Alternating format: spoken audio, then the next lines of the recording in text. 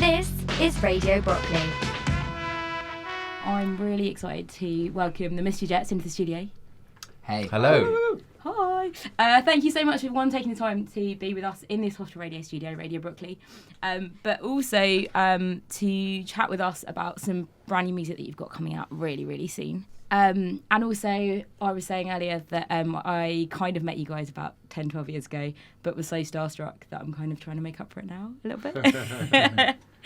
You were telling us that story. You said you were working behind a bar. I was working behind a bar, and you guys came in to play a uni session in the bar, and I was a massive fan. It was when 21 was just released, and I was just sitting there pulling points, or standing there pulling points, but couldn't utter a word to you. So now I'm trying to I can't remember that gig, but Caps, you said you can. I don't remember that gig particularly. I remember that tour, and I remember... They do say you can't remember the really good ones. They're the best ones. But I do remember... You say all the right things. Very perfectly poured pints of Guinness, so that's probably you. There you go. For those people that haven't been around for the last however long, sum up for us a little bit, a couple of lines about the Mystery Jets. Active and interested, but There's like one of those games where you have to just unroll the piece of paper and the story kind of writes itself. yeah, or like, you know, or on the iPhone where you can just Predictive keep text. pressing the predict, and it's like, Yeah. baby gone slowly, Yeah, love you later, baby. Yeah, I kind of feel like that. Yeah. And there are 4 of you. You're all here right now. Yeah. 5, there's a fifth 5 one. of you. There's a Okay. fifth, but he's not here. We've got a sort of spiritual founding father Yes. who is Who is your father? who is my father. Okay. Henry. He couldn't be with us today. I think he's watering his lawn. But His many lawns. We've had a lot of dry weather. we've had a lot of dry. There's been a Can't blame I drought. thought that was like the washing your hair excuse. Yeah. But he's very sorry not to be with us. But he actually co-wrote the song. So exciting. This new track is called Hospital Radio. And we're funnily enough in Hospital Radio Station, so what a great place to start. In terms of going back to you guys and what you do, for people that don't know, Blaine, what do you do as part of the band? I sing and write and play some guitars and keyboards. Okay, and what about you? Play the bass. A bit, yeah. And you sing. You've got. And lots I of sing voice. as well, yeah. And it's Jack, isn't it? Yeah, I think so. Cats play drums. I'm William, I play guitar. Amazing. And who would you say was the most sensible member of the band? Me. You're a dad, so you are definitely the most sensible. I think Will is probably the most sensible album of the band. I'm going to say I would say Caps. Really? Although after your Glastonbury escapades this weekend, Could have all changed. Yeah, it's true. I could have taken the mantle. What about a member of the band that's most likely to get into trouble? Ooh. Blaine. really, He's had some hairy run-ins in the past, hasn't he? yeah. Mm. There's different kinds of trouble, isn't there? Yeah. Yeah, that's true. There's different levels. Yeah. It kind of depends, really.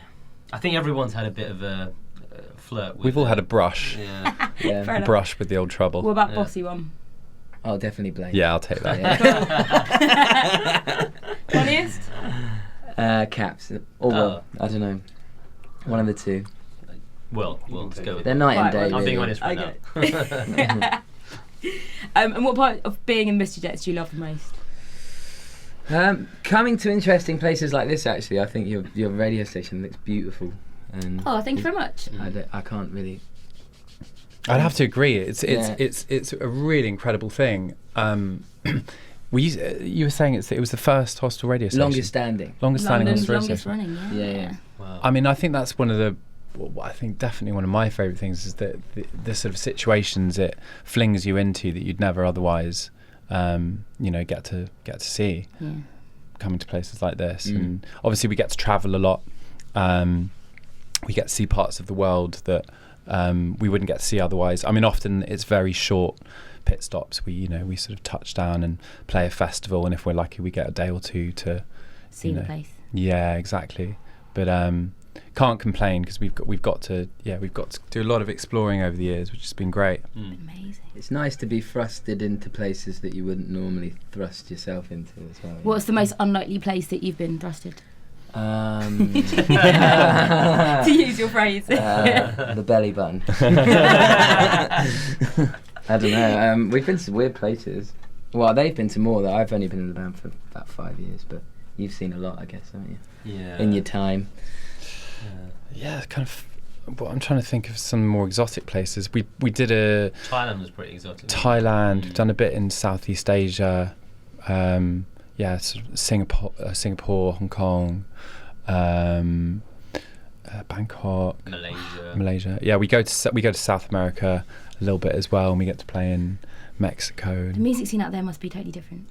It's like people love it. They love British bands. They love there. Yeah, it's like being in a British band in South America. It's like being in U2. The Alpha Sessions with Emma Joyce. So the brand new track, which has just been announced, is called Hospital Radio. Yeah. What is your favourite thing about Hospital Radio? My favourite thing is, so having spent a fair bit of time in hospitals over the years, I think what I have always appreciated about Hospital Radio is that it feels like you've got a friend. You know, there's someone there. It's kind of your connection to the outside world. And obviously, you know, when you get visitors and things, it's lovely as well. But there's often long periods where you're just waiting around, you know, whether it's to be seen by a doctor or. Can we ask which hospital you're in? I've toured a lot of hospitals. I've probably spent the most time in hospitals in London, in West Middlesex, Chelsea and Westminster. Chelsea and Westminster is that's like my home turf. So is that the first thing you do? You walk into or you sit on the hospital bed and you just check out the hospital radio? Well, in last time I was in Chelsea and Westminster, Jack and I think it was you and I, we actually went down to the hospital radio station. I was trying to convince them to allow me to come in and play some records, but they weren't interested. Oh, no way. Did they know who you were? No, they didn't, and I didn't want to say. I wanted to be annoying. But yeah, I think that's what's wonderful about it, and I think you and I were chatting about this a few minutes ago as well. We were saying, like, particularly in the age of iPads and iPhones and all these kind of things, you've got such a you're so spoilt for choice in terms of things that you can listen to, and actually, in a way, I think that just makes hospital radio even more special, because there is, there might not be this huge kind of nationwide listenership, but for that very reason, it feels so personal, like there is someone that's speaking to you directly. And I've always thought that's the power of radio, is that I know a lot of radio DJs say that people come up to them in the street and they're like, I feel like I know you. We're friends. Yeah, like we're friends, and I think that is the power of radio, I think. 100% agree. So we spoke briefly about you and your hospital stay. Are you all right to tell us a little bit more about your condition and what you've got? Yeah. So I've got a disability called spina bifida, which means that I was born with basically some spinal issues, some like nerve issues. Right. And that's meant that I've spent quite a lot of time in hospitals having operations over the years. Have you had it all your life? Yeah. Okay. Yeah.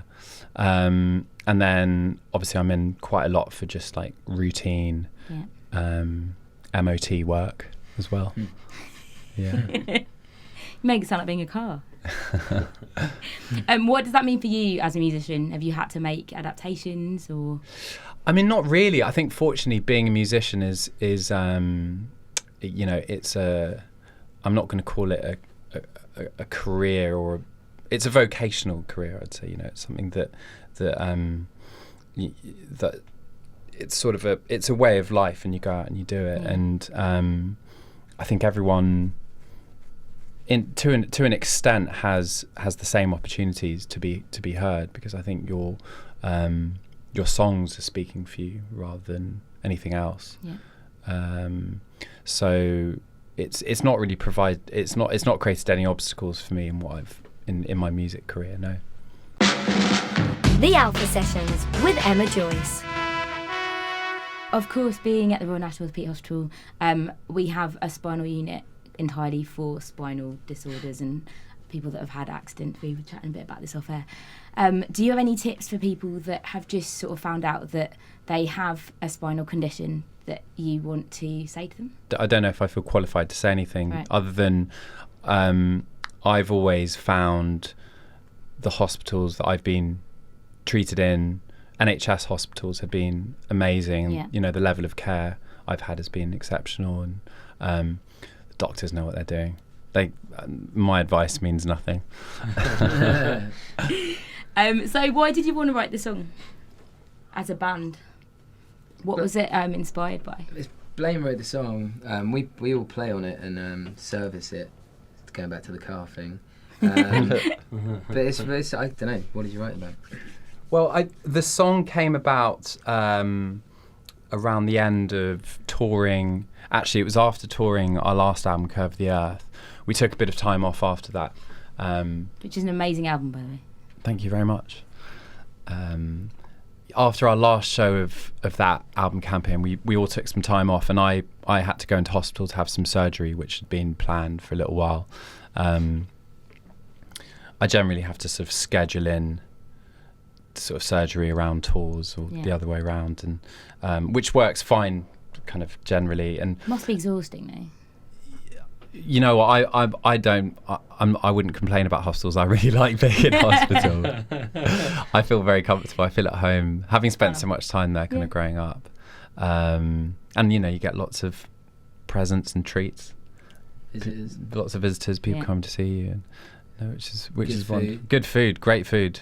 Yes, we were chatting about this. We were chatting about the food. Yeah. So you want to do a radio show based on menu orders? The reason I said that is because when I was in hospital recently, I discovered the secret menu. You know, like in certain fast food chains, you get the secret menu. Like if you go to, what's the like the Mexican? You can get a vegan option in Wagamama, can't you? If you ask for the vegan menu. Yeah, well, like Burger King sort of notoriously has a secret menu in some branches. But I was thinking of, is it Taco Bell I'm thinking of? I don't know.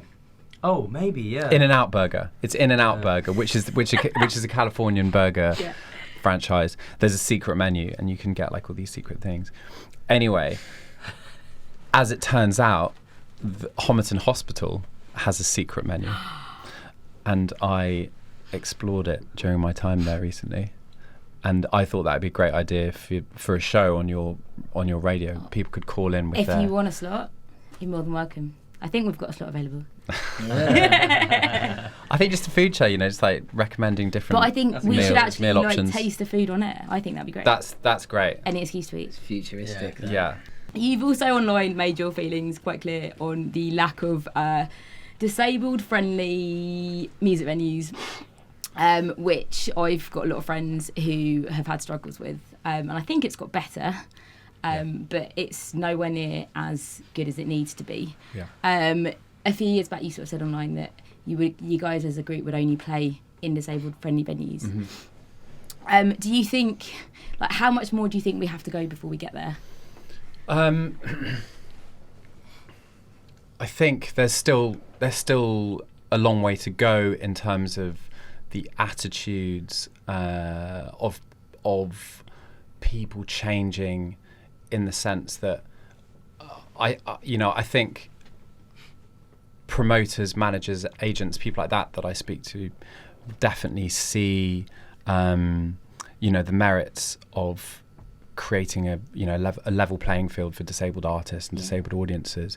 What I think people need to see, I hate to say it, like the carrot needs to be the sort of financial incentive to realise that actually disabled gig goers potentially represent a really big part of the market, and I think when you're moving up to that kind of corporate level, when you're talking about venues spending tens of thousands of pounds putting in lifts and training staff and all this kind of things, money starts to talk. And I think that the kind of disability, the access movement around live music is now come quite far forward, where it's sort of reaching the sort of upper echelons of what, you know, it's getting to a much bigger scale, which is really exciting.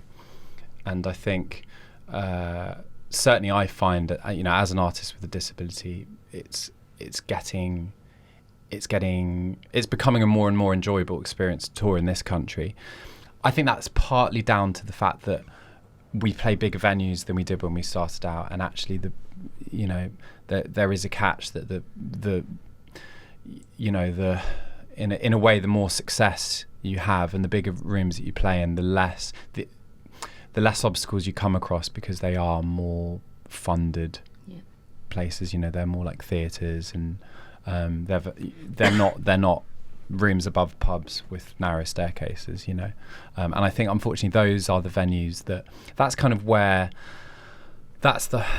where grassroots scenes start, is in those really small venues. So they're incredibly important to the lifeblood of the British music industry. So really, those are the venues that I think they don't need their attitudes changing, but I think the industry needs their attitudes changing to celebrate those venues, and for there to be bigger subsidies for those venues to accommodate disabled artists and audiences. Is there a venue in the UK that you guys have been to that you think, wow, that was awesome for that reason, and generally, obviously, as the live experience?